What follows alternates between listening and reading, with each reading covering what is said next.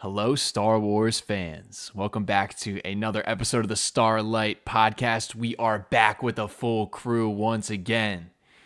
We've got my boy Daddy Sheev, a.k.a. John Bates. How we doing, sir?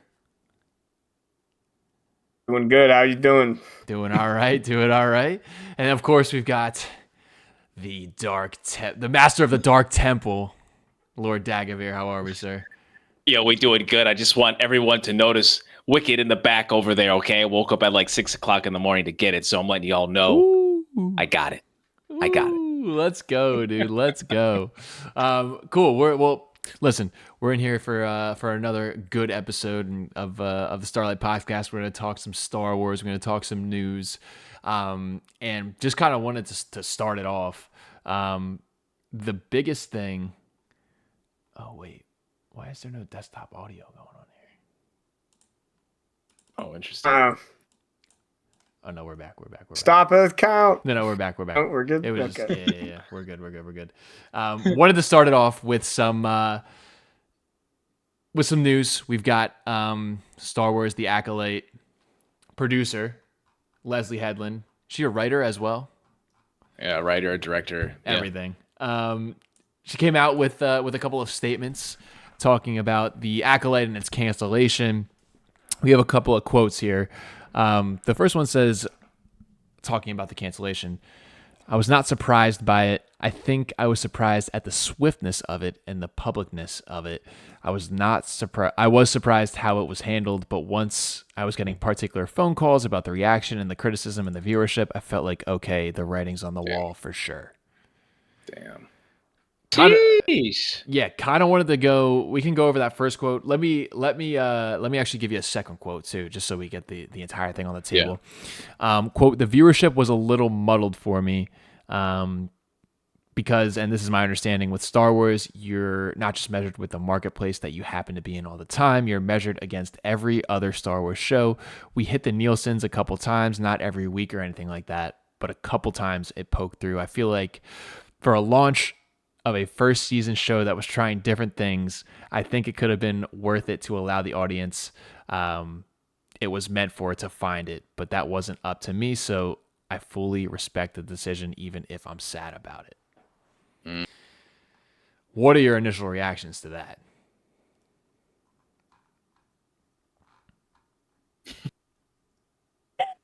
I was waiting for Dagovere to talk. Oh, it's always Johnny first. Always Johnny. No, I haven't figured out how I want to my initial reaction yet. So I'm genuinely curious what you think. Listen, I like Leslye as a fan and as a creator. I think that she's got a lot of great ideas. I will say, as someone that's worked on projects and understands how information comes in about X product versus this, the way that she's, I guess, admitting and letting everybody know that the goals for the views of this show only happened a couple times in how many episodes? 8, I think is like really bad. And I think it probably only happened with the finale and episode 5 when all the stuff was going down. Mm-hmm. So the first episode too, but yeah. Well, I think it's actually no. I don't think Acolyte got a lot of good views in the opening, because she doesn't. From that quote, I take it as if it wasn't, and she even mentions like a brand new show trying to do something new, which makes me feel like people weren't interested in the first place, because I think that trailer was not a good trailer. I think it showed a lot of like really things. It just didn't look polished. It didn't look good. Yeah, but.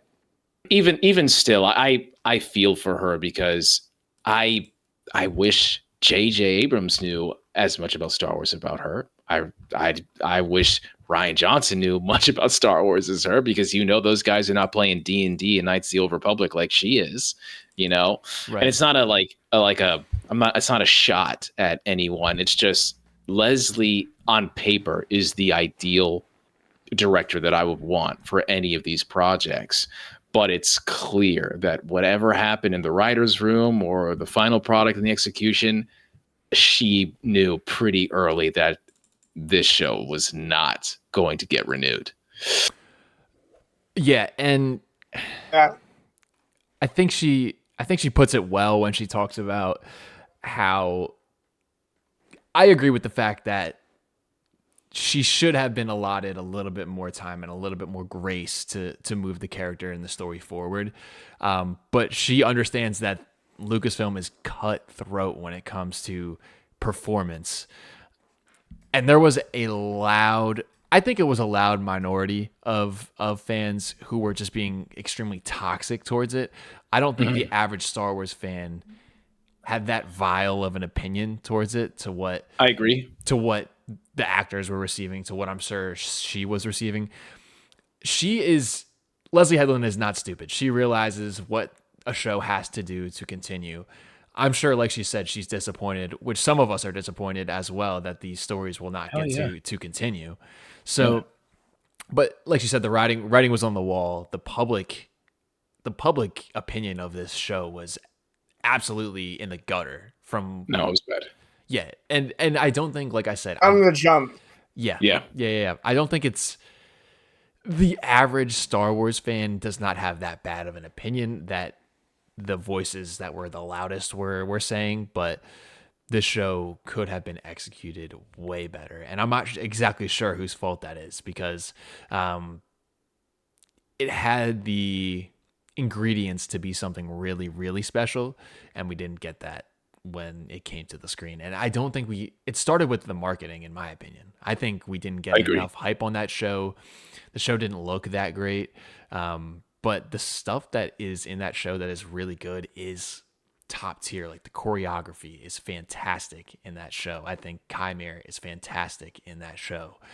Darth Smiley. There just wasn't Smilo enough. Ren. Smilo Ren is my favorite. I love Smilo. Yeah, and now it makes sense, because we learned that he is supposed to be the first Knight of Ren. Yeah. But yeah, to me, that is, I think she's being politically correct in the fact where she's like, yeah, like, kind of expected it. I'm sure she was pissed at the fact that, her show got so much hate. Yeah. From what I've heard from people that bet her, she seems like a very down to earth human person. So I'm pretty sure she was going through it. And that sucks. But, not to play the blame game too, she's the captain of the team, and all the decisions ultimately, when it comes to writing, when it comes to execution, is on her. I will say there are other things that I think that she probably didn't have control of, and that's probably how some of the sets looked. Yeah. Because damn, man, I think this was on scale with Kenobi, which is like how bad some of the sets looked. Like, it just looked a little plastic and closed off, especially when two characters were fighting. Even the episode that I really liked with Smilo Ren just going out and washing all these Jedi, it just seems like it's one little tiny area with a green screen or like little made up, fake trees around it. It's very not the budget or the stellar quality that I'd expect from Star Wars. And just like Connor was saying, even with the marketing, I don't even know what a better marketing budget could do when the show looked the way it did, But again, we talk about it all the time. Even still, I would have loved to see Chimera and Plagueis and some ideas from the story to go further and beyond. But I just feel like this show might have been dead on arrival, guys. I think it was. That's what I was gonna say earlier. Is this show genuinely never had a chance? Like, it was. It was fourth. They started with 4th and 35. Like, from the jump, I remember the first trailer just getting blasted with hate. Much of it directed, again, like you pointed out, Dagovere, with some of the production, which I didn't think it was as bad as Kenobi, in my opinion, but it definitely wasn't Andor quality. Like, Andor, I mean, here we are, slurping Andor again, but it was a really good set that they did for that. But also, I feel like just Leslye herself just got a ton of hate for certain quotes that she made in the beginning, and the internet was very upset about her and some of the other actresses and actors in the show. And I feel like it just never got like a fair shout. Like, do I think The Acolyte was like a really good show? No, but it had its moments. But it genuinely, in my opinion, never got a fair shot, because there was so much outrage and outcry over the one What was? Oh my god, what was his name? Oh, I'm forgetting his name. The dude with the yellow lightsaber. That got he said his neck Anakin. snapped. He He said Anakin blew up the Death Star, and all the Star Wars neckbeards. No offense to neckbeards.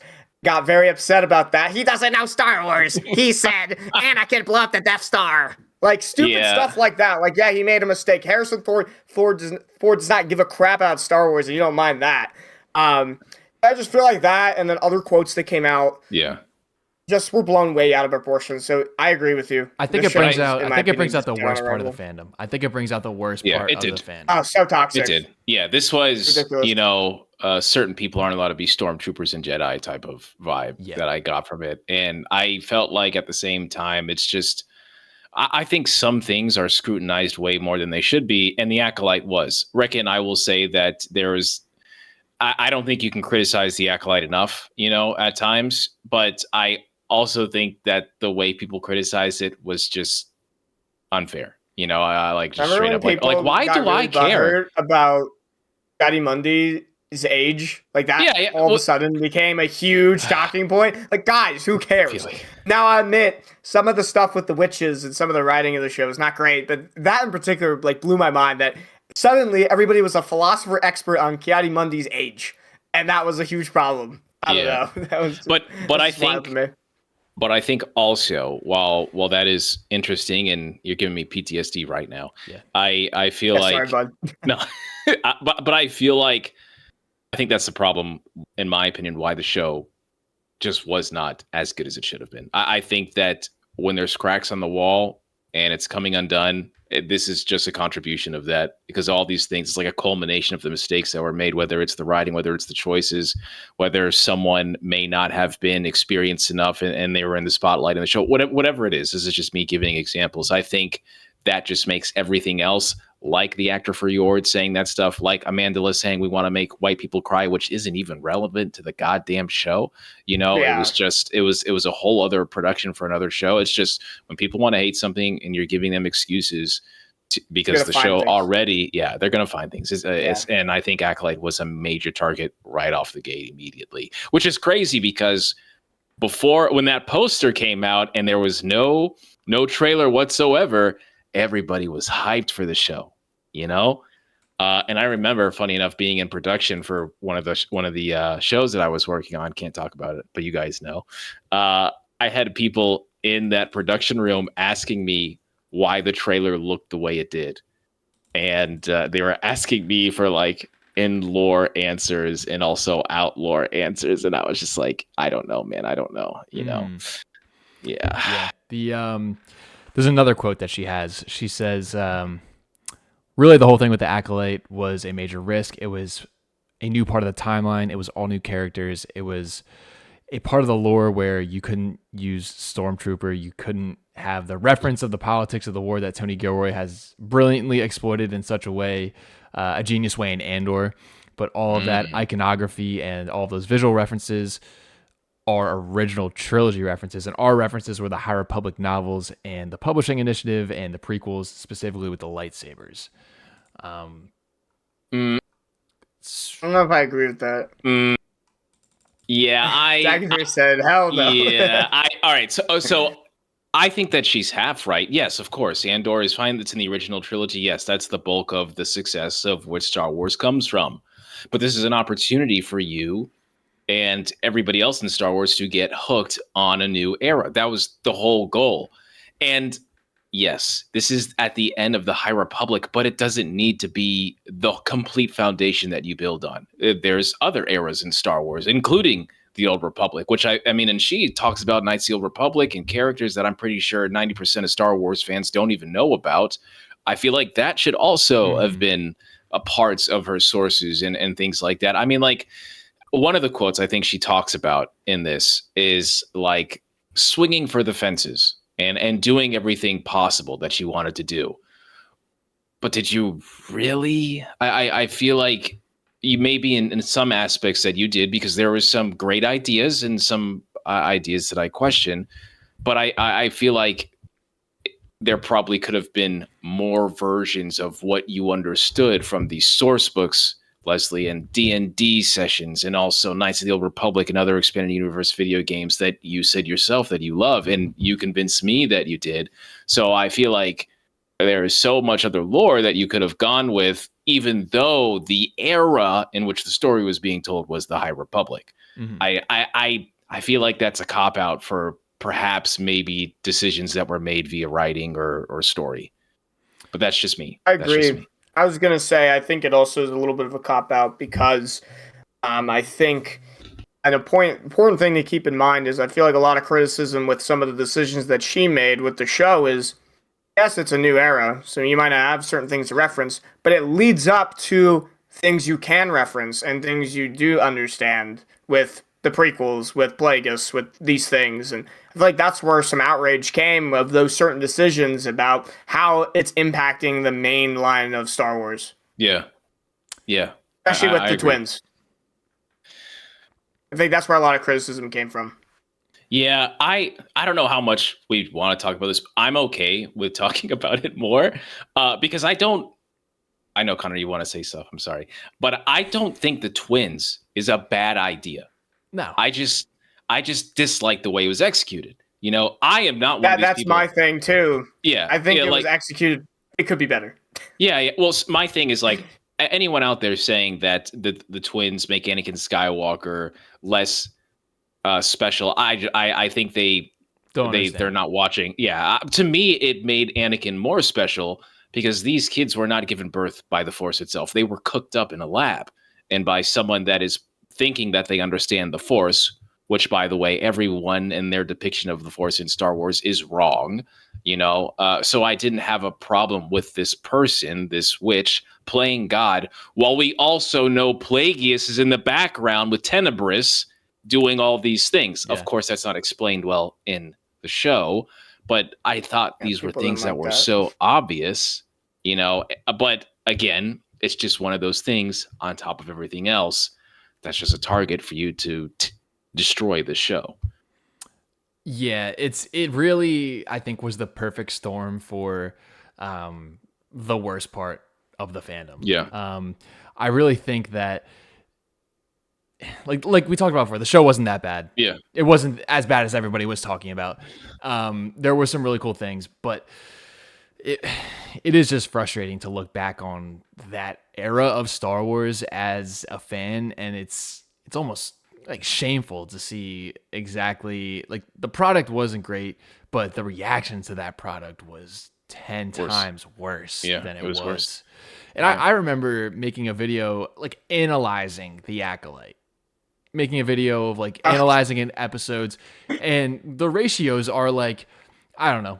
Let's say I have 200 likes. It's like 300 comments of people screaming at each other. That's crazy. And it's... Dude, I remember all of those, man. I remember, dude, that would be like my daily dose of just laughter.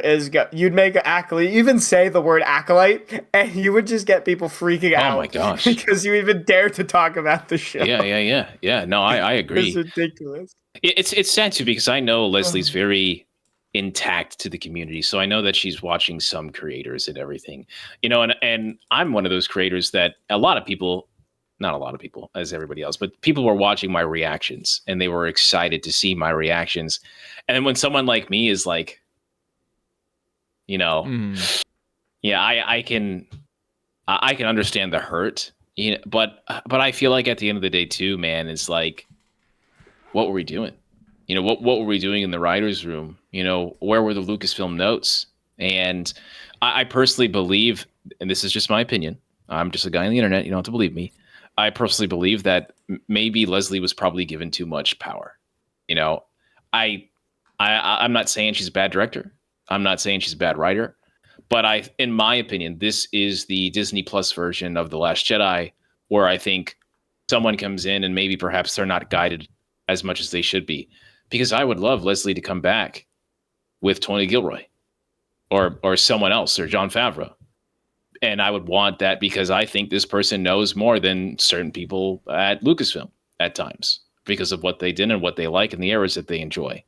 I know, Connor, you're talking about Last Jedi, but I do think that there is an era of redemption here, potentially, but I don't think we're ever going to see it. Now more than ever that she's talking about this, I think that anything with Stranger and Plagueis is like dead. You think it's chalked? I don't know. I think so. I don't know, dude. I still have hope that we could get something. with Leslye. I don't think so. I think it's I think it's chalked too. Yeah. I don't think it. I think it's over.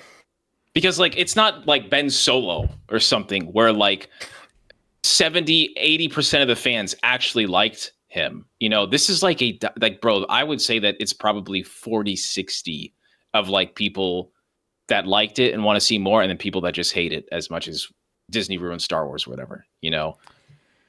You think it's that much? I think so. I think people the average fan, in my opinion, is probably like us, where it was like there's some things that I like, but I wouldn't call it a good show. You know? Yeah, that's kind of where I'm at.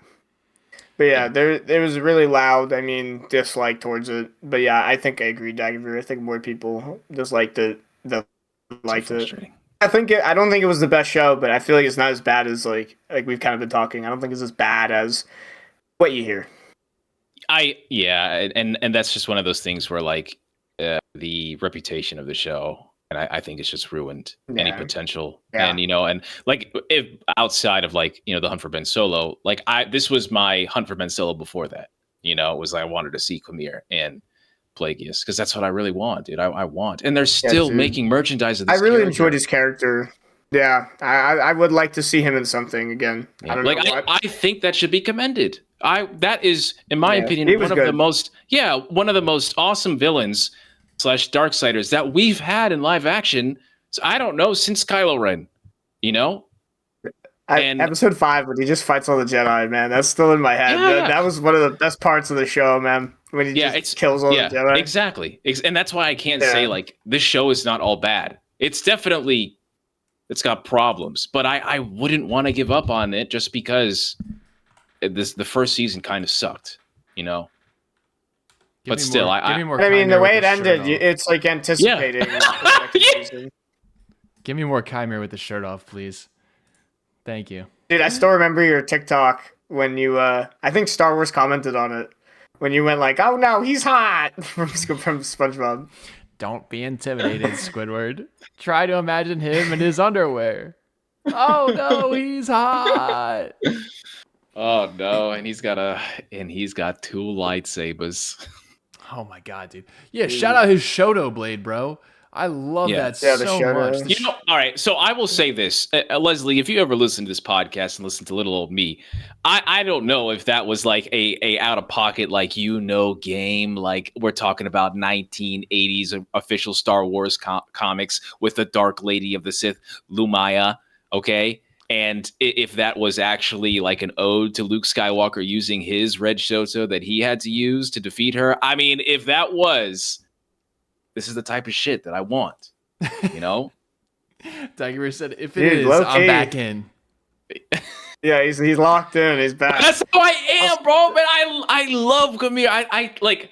It's just like one of those things where you see that one redeeming quality. It's just like for a moment, for a split second, I saw hope, and that's what I want to work on. That's what I want to polish, man. Everything else we throw away, but we can work on this. He had Cortosis freaking gauntlet. Oh my god, helmet. That was also fire. So like Cortosis, bro. Like, dude, like that was such a cool reference and see that in live action. So that's where it's like, we kind of already talked about it, but like, she definitely knows Star Wars to like include that into a show. Because like that's from your realm, Dagovere. Like that's been in books, that's been mentioned, and we finally got to see it. Yes. So yeah, there's like redeeming qualities in the show. That shook me so much to my core when I was watching that shit that I literally blanked out and forgot everything about Star Wars. I couldn't fathom it. I couldn't understand it. And then I realized, hey, dumbass, it's Cortosis. And I was like, oh my God, it's actually like from Legends Con to, oh my God. But that's what I'm talking about, bro. Did JJ do that? Yeah. Did Ryan do that? Did Jon Favreau do that? Did Filoni do that? No. And that's where I'm just like, man, I just wish we could have one more try. Just one more try, One One more try. Dude, if it ever came back, I think the outrage would be even more known than Good. Hate watch it. Do whatever you want. Because I guarantee you the second time we polish it, baby. Yep. We polish it and it looks like a different show. We put budget into it. We go to actual set and locations. We get some better goddamn costumes that don't look like they were freaking bought from whatever Halloween, Spirit Halloween, man. Jesus Christ. You know? Damn, man. Dude, what could Lucasfilm hire this man. He's ready. He's locked in. He's ready. Oh, man. I don't know. I think I'm too loud. I'm too loud, dude. No. You're just the right volume. You're just how we like you. When you turn my ass down. Oh, my God. That's so funny. But, yeah, I mean, looking at... There's another quote. She just basically is talking about how she has no regrets. She's absolutely obsessed with Star Wars. I still am, and I love my show. I know what it was. I know that it was wonderful, and honestly, the designers that worked on the show are more responsible for it because because of what Star Wars is. Creating that world is honestly harder than creating a narrative, and the dialogue and the characters. That stuff I've done. It's more hiring the right people, and all of those people were brilliant. Well, she went down swinging with her staff. I'm proud of her. Yeah. But if I was in there would definitely be some people returning for sure. Especially whoever made that damn makeup for Torben. Wait. When he's when he's in his bear's vow. He's in his bear's vow. Mm-mm. Oh yeah, Torben, where he looked like he was like 40 and 20 and like 15 at the same time. Yeah. That actually, dude, the bear's vow, that was another thing. That was another thing that was fire. Yeah, no, I love the bear's vow. It was there. It was like, like the pieces were there. It's just it wasn't a polished final product. The ingredients were there. It was there. It was right there. If someone put this shit in a microwave instead of an air fryer, like that's what I'm talking about. You know. That's a great point. But I hate to say this, but I still believe in it.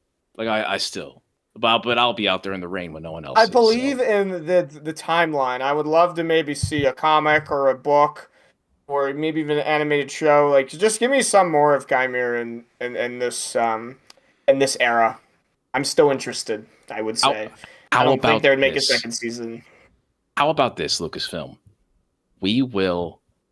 Okay, have you guys ever seen, what's that movie called? It's not Unbreakable or Mr. Glass. It's the other one where like you don't know it's a sequel, but it actually is a sequel when you get to the end of the movie.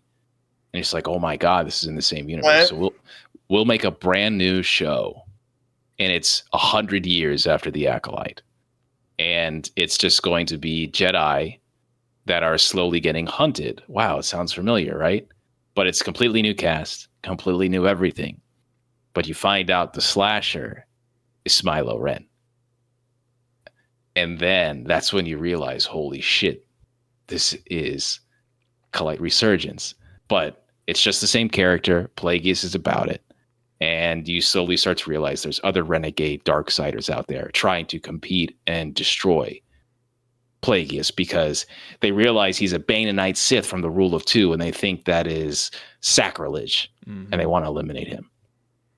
And then at the end of that, of course, Plagueis and Khmer eliminate everybody, and then Plagueis tries to kill Khmer, and that's when Khmer goes on his renegade Darksider Knights of Ren journey, and then Plagueis finds Sidious.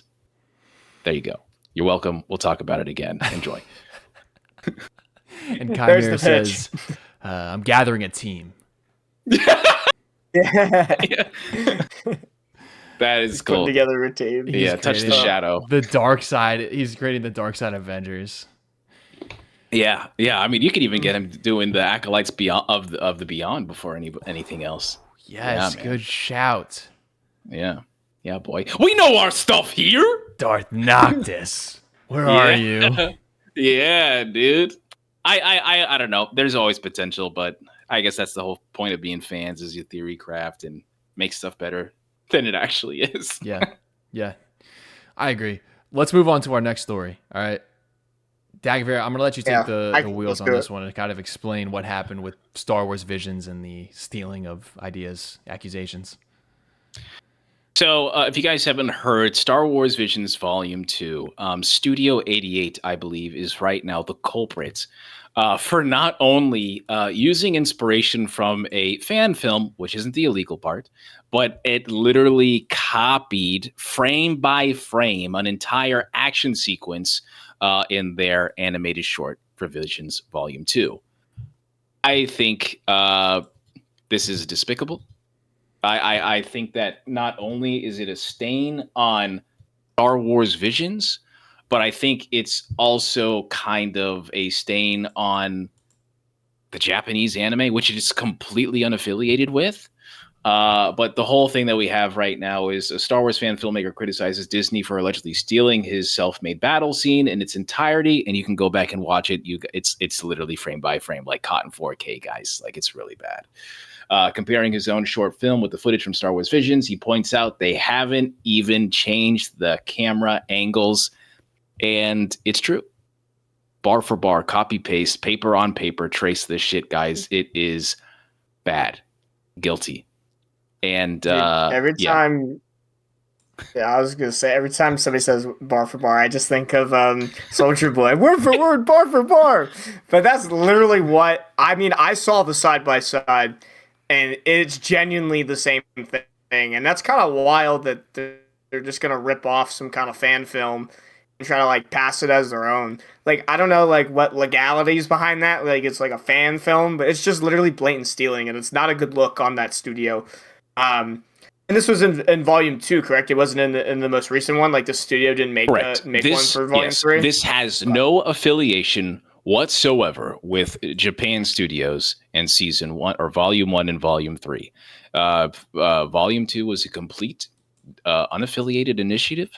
The only person that I think is affiliated with was the lead executive producer of everything. So he's the one that essentially takes all the credit and tries to bring everybody together.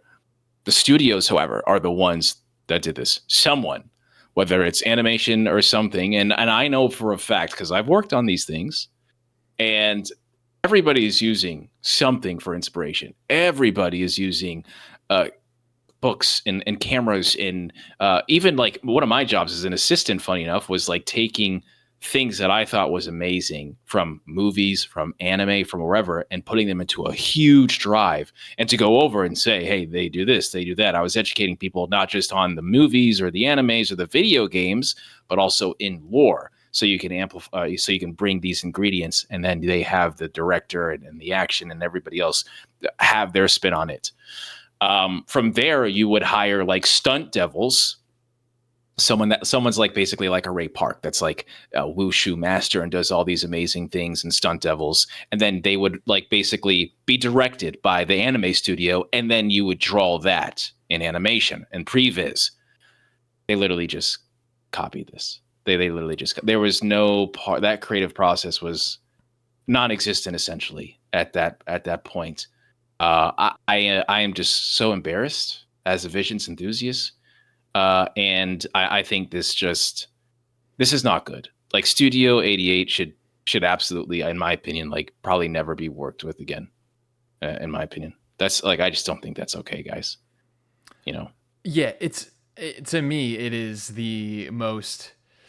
I don't even know how to explain it. It's like the cardinal sin of creation. Yeah, I agree. We learn as kids that plagiarizing is the worst thing that you can do in school. And this is exactly what happened. And I don't understand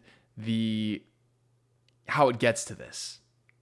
You have people who are... How did it even get through? Yeah, when you think of how many people probably looked at that. Like, I don't know how it could have got all the way through without maybe somebody not realizing where it came from. Well, okay. So I'll tell you what happens, all right, is animators are animators. They're working very hard. Other countries do not have the same type of money and resources like US. I mean, even Japan. And Japan is like working crazy hours. Mm-hmm. I mean, you go online and hear about the anime studios and what's going on with them. But like, what about these other countries, you know, and everything else that's going on? There's probably 1 or 2 or 3 people working on this stuff. And maybe someone knows about this fan film but still, even though you know about this fan film, you still need to bring this thing to life and, from previs and bring it in.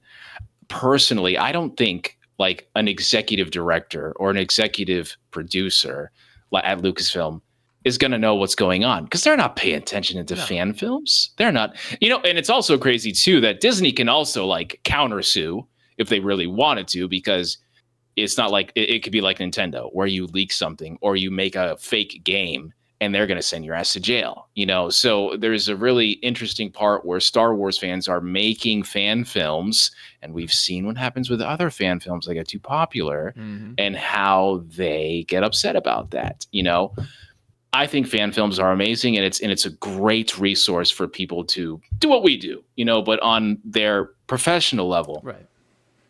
But yeah, someone was not paying attention, and I don't think I can blame that person for not finding that one fan film on the internet of like so many others. But the studio,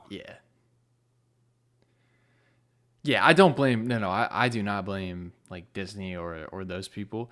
The studio is who has to answer for this, because just put yourselves in the minds of these people who made, it's called The Dark Jedi. Is that right?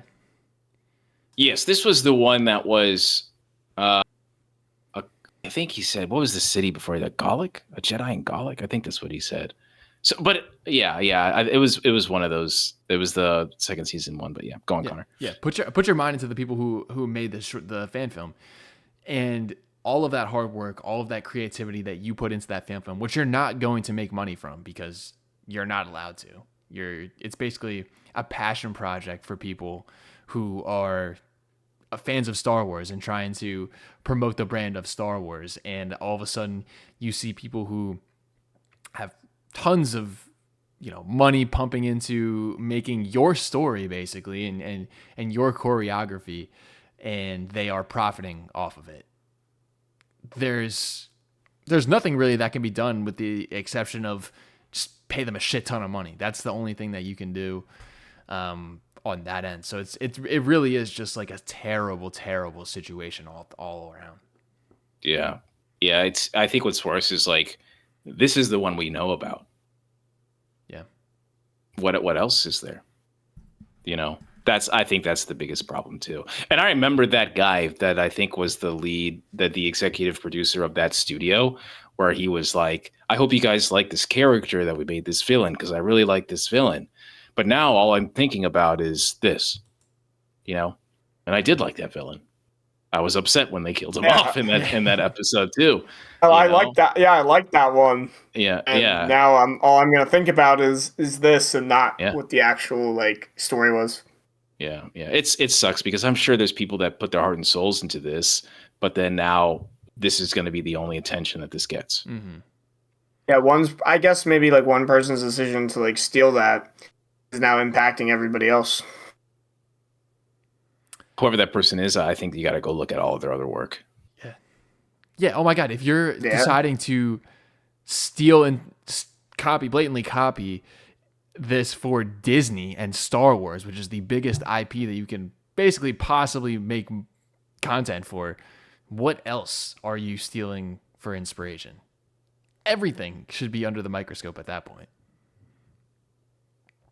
I don't know. That to me, that also goes along, like that sentiment also goes along with the AI stuff, and why for me it's just like the destruction of creativity is plagiarism and copying. And it happens in content too. Just like people steal people's ideas, people, bigger creators take advantage of smaller creators, and that's exactly what happened in this situation. And hopefully they get some sort of atonement for it. There's some sort of solution, but can they do anything? I'm not a lawyer. And I've also heard that season 2 was, it struggled, in terms of viewership. That's just me hearing things. But I don't think they're ever going to get a second shot. I don't like, I would never want to do business again with them, especially in like Disney Star Wars era where like, dude, everything, like I got to be so careful about everything, which is why I don't believe something like Eclipse will happen. It's just like, why would I want my name, my label, my Star Wars affiliated with a studio like this again. You know, like if they react the way they do to the Acolyte, why would I can't even imagine something like this where like the evidence is right there. Yeah, it's you have to stay away from that. You have to, I don't even know, take the short down. Like just wipe every mention of that company away. Get it away from Star Wars. Get it away. Yeah, it's a wrap, bro. Honestly. Yeah. And it is such a shame because I mean I didn't really enjoy Vision season 2 that much. Like it was good. Some of the shorts were good, but it just, I don't know. This is a bigger stain on Visions as a whole now because exactly a lot of people will think of Star Wars Visions. That's where they copy everything. Films. Yeah. That's my worst fear because I know people personally that have worked on 1 and 3, which are the best parts. Especially Ronin and Village Bride. And Ninth Jedi. So it's just like, great. You've like whoever is making these like reports is already talking about Disney and Star Wars. Half of the people didn't even mention Studio 88, So, or 33. Is 33 or 88? I can't remember. Yeah. Yeah. Damage is done. Yeah. And that really is like such a sad situation too, and there's not even a whole lot that can do it that you can do to rectify it. Yeah, but I don't know. I feel like we shouldn't end the podcast on that low of a note. Don't. Yeah, we're not going to. Jonny, show us your newest find. Oh, okay. Let's end on a good note, fellas. All right. So I'll give a little context. So as you guys can see behind me, I've been slowly adding to the collectible shelf. I'm very envious of Dagovere and all of his collectibles. So thank you. I was at I have this like local collectible shop, like 10 minutes from my house, and I have a ton of Star Wars stuff. So I went this weekend. I got the boy himself, General Grievous' Starfighter, for $20, and I got my little Grievous figure in there. This is from like 2007, so I guess this would have been what, like the 30th or 40th anniversary line. Yeah. That came out then. But dude, it's other than missing the one blaster, which I'm pretty sure it had this blaster when I bought it. I don't know what happened to it. It maybe transferred from my car. I don't know. But dude, this is pretty fire. Yeah. I also wanted to be known. Connor didn't know what ship this was, but that's okay. Some people don't know all the Star Wars ships like me. I have them all memorized in my head. But Grievous's fighter is like one of my favorites. Hold on. Settle down right there. I'm catching strays out here. This is absolute insanity. Never have I claimed to be a starship guy. All right, I may be a shipper. Shout out to Raylo. I'm a shipper. I am not one of starships. Okay. I literally have a starship on my screen. Exactly, like, and that's your thing. My stuff. Maybe not all of our things are obscure starships from releases of toy lines. Like, no. Listen, that's not my thing. All right. In the movie, Obi-Wan drove this thing, dude, from episode 3. Come on, man. That was a crazy stray that you just threw at me right there. Dude, you said it yourself. You said it yourself in our chat. Like, it's just not your thing. It's just a little bit of banter. I don't know all about Raylo and all of that. Like, I'll concede there. That's your thing. My thing is ships. My thing and Dagovere's thing. My thing and Dagovere's thing. Oh yeah, Dagovere is a secret Raylo. We all saw the wallpaper. Whatever, dude. Yeah, I'm roping you right back into this, brother. All right. So you catch strays and now I catch strays. Is that the way it's gonna be? If I go down, you're going down with me. All right. Oh no. I'm out of here, bro. The Starlight Beacon is fallen. All right, it's fallen and you're coming down. It's fallen.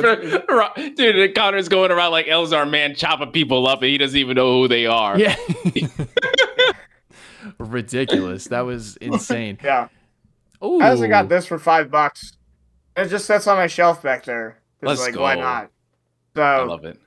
Dude, I'm going to have to go back to this this place. They also had so many other collectibles. They had an ATST. They had Obi-Wan Starfighter from Revenge of the Sith. Wow. They had I believe an A-wing from Return of the Jedi. Dagovere would know. Connor wouldn't. Oh yeah, I'm sure he would. Yeah, I'm sure he really would know about that. Yeah, no, I You wouldn't. just play Battlefront. You play Battlefront. You'll know all the ships. It's not too hard. Yeah, come on. Yeah, let's go around and name our favorite ship, everybody. Let's go. Yeah, let's go I right like now. The the Arc 170. Yeah, I like the Executor, Superstar Destroyer. Yeah. Arc 170. You know what that is, Connor? Yeah, big fan of the X-wing here. All right. Yeah, big You fan know of the that X-wing. one? There you go. Connor, I'm gonna quiz Big you fan of on the all N1 ships. Starfighter. I'm gonna make all right, N1 Starfighter. Or maybe the Outrider. I was about to say the Arc 170 for me, and I'm also a big fan of the B-wing. That Really? looking one. Ooh. Yeah, I like the Really? B-wing. People don't like it. I like You would that be a thing. B-wing Interesting. fan. You would be a B-wing fan. Yeah, do you even know what I'm talking about? Yeah. Oh, really? I Dagovere does. didn't think that was too No, hard. no, 'cause no. I you're do a- know the B-wing. I do know the B-wing. Okay, I was about to say. Okay, all right, there you yeah. go. Yeah, that's not Learn the too ships, cliche. I'll quiz you. Johnny, you But picked I- me but as a Y-wing fan. Hey, I like the White Wing Bomber. It was in the Clone Wars and also in the original trilogy. It's not too shabby. You know which one I actually like a lot that doesn't get like any attention is the Night Buzzard. It's funny because now I don't know that one. Fuck. yeah. It's the Knights of Ren ship. It's the Knights of Ren ship. Oh, that one. Yeah. That one. Yeah, man. Yeah, totally. Night That's a good one. Buzzard. Night Buzzard. I'm a big fan of. I do like Snoke's ship. Oh, the Supremacy. Supremacy. Yeah. Yeah, I like. I like Kylo's ship from 8. Not gonna lie. Oh, okay. I think that it's behind is me. I think that's what I have here. Yeah, here. This John. Yes, Kylo's yes. ship, right? But it's why is that one white? I don't know. Did I fuck up? Did I misname my ship? No, that is his ship. Yeah. Kyle drives a white one. I thought No, it was. no, it's not white. I don't know why that's white. Yeah, maybe it's not Kylo's then, but it looks like it, doesn't it? Like I like this a lot. Yeah, I like that one. I also like there's one that I have. The gunship, dude, behind me. That's also one. Yeah, I love. that's cool. I like the Ebon Hawk too. I like the Ebon Hawk a lot. But yeah, trying to think what else. The V-wing is underrated. Okay. I basically just like clone ships, if you can't tell. Yeah, you're a big. Yeah, I mean, but that's the boys. Those are our brothers. You know. Yeah. Yeah. The I like homies.